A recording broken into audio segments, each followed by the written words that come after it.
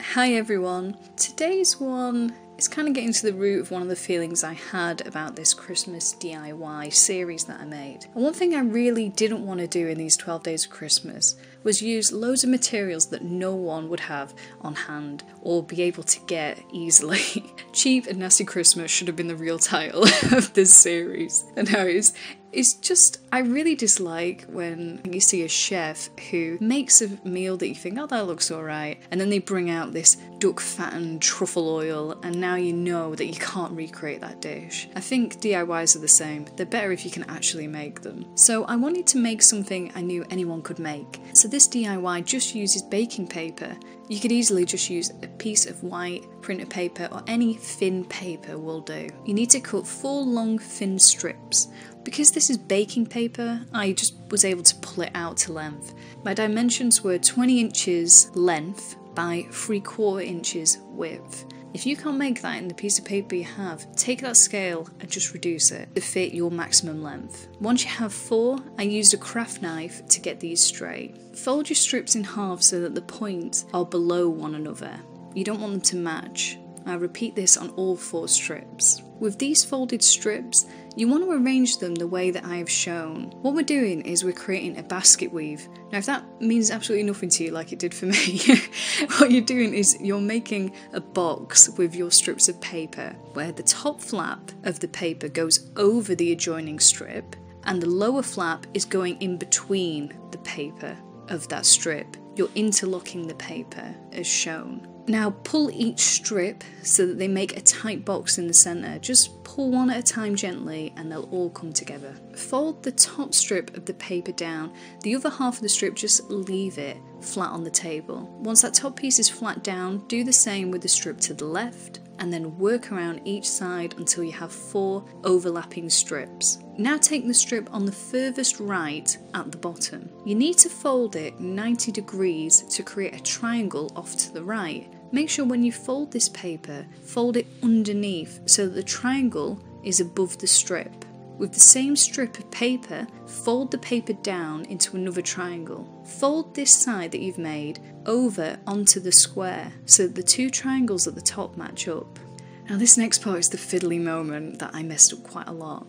You need to hold the tip of the triangle down with your right hand, while with your left hand take the end of that overlapping strip and tuck it beneath the flap of the square and then pull it through until it's flat.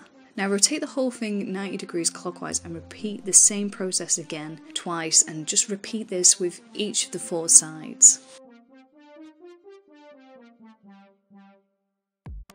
Once you have fully rotated it back to the beginning, flip that piece of paper over. Now you need to take the loose strip at the top and lift that up in your right hand. With your left hand, lift up the long strip on the left hand side. Take the left hand side over to the right so that you can pull that top piece down and put the left hand side over it. You're making an interlocking section. Again, repeat by rotating 90 degrees and doing the same step. I'll obviously play it through again because it is quite hard to explain. Once you're back to the beginning, we're going to repeat the same step again with these loose strips that we did before. Take the top strip and fold it underneath to create a triangle. Fold the strip down again into another triangle, and again it's that fiddly bit. You got to hold onto the tip of the top triangle and then tuck it beneath the top square flap, pulling it through to lay flat. Repeat again on each of the sides. Once you're back to the beginning again, here comes the unbelievably fiddly part that I really hope the footage isn't terrible at explaining, because I'm going to really struggle to explain this. What we're doing is we're going to make these 3D parts in the centre. It took me a while to get a grasp of this, but what you need to do, take the longer strip on the right bottom half of your square.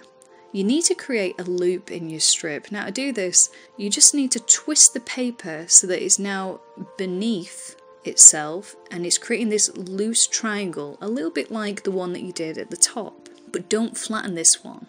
Leave it up and loose.